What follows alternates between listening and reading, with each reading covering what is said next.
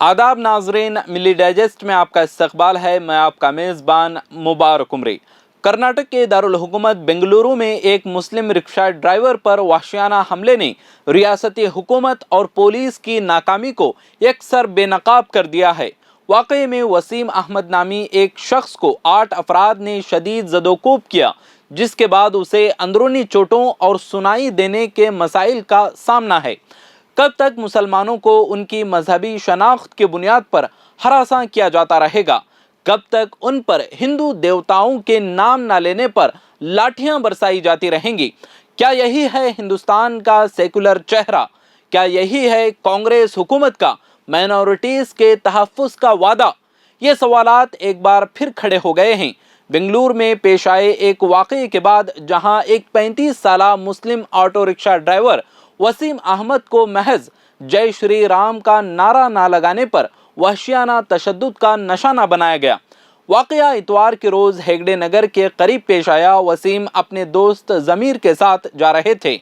अचानक चंद नामालूम अफराद ने उनकी शनाख्त पूछी। वसीम के मुताबिक सिर्फ मुसलमान होने के शिबे में उन्हें रोक कर लाठियों और घूंसों से मारा गया। जब वसीम ने तकलीफ में अल्लाह कहा तो हमलावर मजीद भड़क गए और उन्हें जय श्री राम का नारा लगाने पर मजबूर किया गया। जब वसीम ने नारा लगाने से इनकार किया तो उन पर ज़बरदस्त हमला हुआ, जिसमें उसका दायां कान मुतासिर हुआ। उनके दोस्त ज़मीर ने पुलिस में शिकायत दर्ज करवाई। पुलिस ने नामालूम अफराद के खिलाफ एफआईआर दर्ज की है, लेकिन सवाल यह है कि क्या सिर्फ एफआईआर काफ़ी है? क्या ये एक लिंचिंग की कोशिश नहीं थी?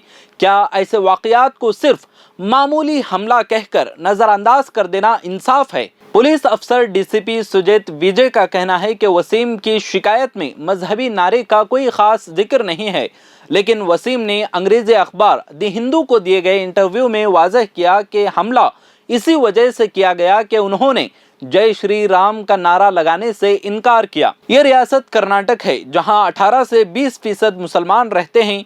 कांग्रेस 98% मुस्लिम वोटों से इख्तिदार में आई, लेकिन क्या तहफ़्फ़ुज़ देने की नीयत भी है, या वोट लेने के बाद मुस्लिम कम्युनिटी अनटचेबल बना दी गई है? हुकूमत कहाँ है? अक़लियतों को तहफ़्फ़ुज़ कब दिया जाएगा? मजहबी तशद्दुद पर खामोशी आखिर कब टूटेगी? ये सिर्फ एक फ़र्द पर हमला नहीं, ये हिंदुस्तान के सेकुलरिज्म पर हमला है, ये हमारे आइन के वक़ार पर हमला है, और सबसे बढ़कर ये इंसानियत पर हमला है। हमलावरों की फौरी शनाख्त और गिरफ्तारी हो। वसीम अहमद को इंसाफ दिया जाए। अक़लियतों के तहफ़्फ़ुज़ के लिए मौसर इक़दामात किए जाएँ। ये वक्त है बोलने का, खड़े होने का और हुकूमत को जवाबदेह बनाने का।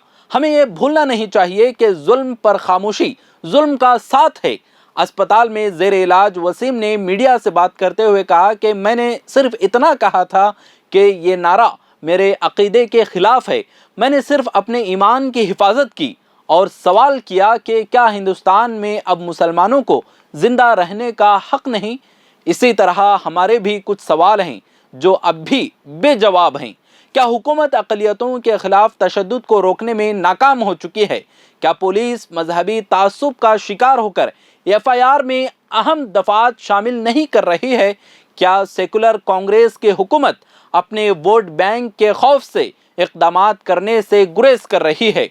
बेंगलुरु का ये वाक़या सिर्फ एक वाक़या नहीं, बल्कि एक मुनज़्ज़म मजहबी दहशतगर्दी का हिस्सा है, जिसे रोकने के लिए ना तो पुलिस संजीदा है और ना ही हुकूमत।